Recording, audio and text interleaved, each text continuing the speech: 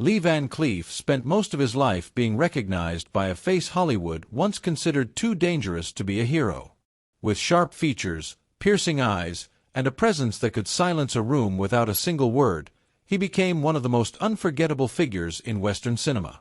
Born Clarence Leroy Van Cleef Jr. in 1925 in Somerville, New Jersey, he grew up during the harsh years of the Great Depression, learning discipline and independence early in life.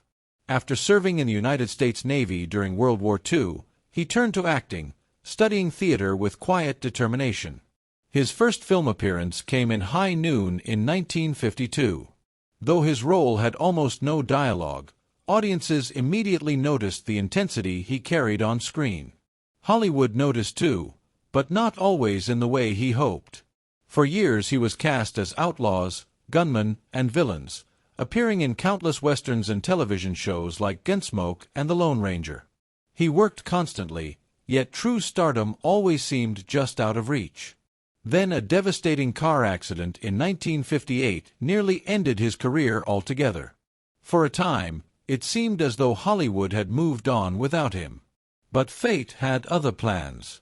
When the Western genre began evolving in Italy during the 1960s, director Sergio Leone saw something in Van Cleef that American studios had overlooked. Casting him as Colonel Douglas Mortimer in For a Few Dollars More changed everything. For the first time, Lee Van Cleef stood at the center of the story, calm, calculating, and deeply human beneath his cold exterior. It was also the film that placed him face to face with a rising actor named Clint Eastwood.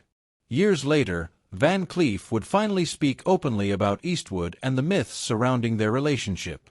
Many fans imagined rivalry between the two gunslingers who stood across from each other in Sergio Leone's dusty landscapes. But Van Cleef dismissed that idea with a quiet honesty.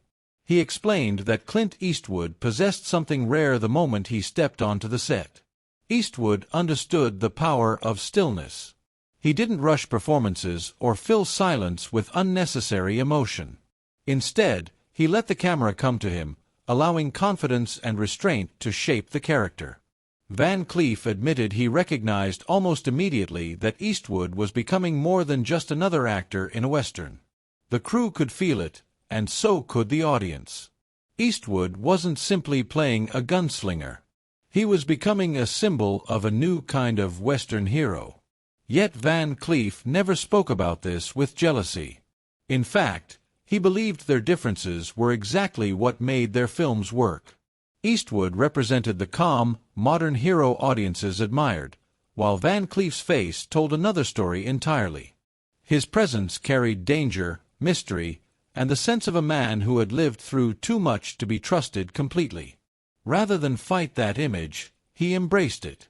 Van Cleef once said he didn't need to be the traditional hero to succeed. What mattered was being unforgettable. He also rejected the idea that Eastwood overshadowed him. In his view, the two actors defined each other on screen. The contrast between Eastwood's quiet hero and Van Cleef's morally complex gunslinger created a tension that made those Italian westerns legendary. According to Van Cleef, Eastwood was always professional, prepared, and respectful on set. There was never hostility between them, only two actors focused on doing the best work they could. As the years passed, Eastwood would go on to become one of Hollywood's greatest stars and later an acclaimed director. Van Cleef's legacy took a different path, but it was no less powerful. Audiences remembered his eyes, his measured walk, and the way he could command an entire scene with almost no dialogue. To him, that kind of memory was its own form of immortality. He believed that time eventually places every actor exactly where they belong. Hollywood might be loud during a career's peak, but once the noise fades, what remains is the truth of the work itself. Even as his health began to fail later in life, Lee Van Cleef never walked away from acting.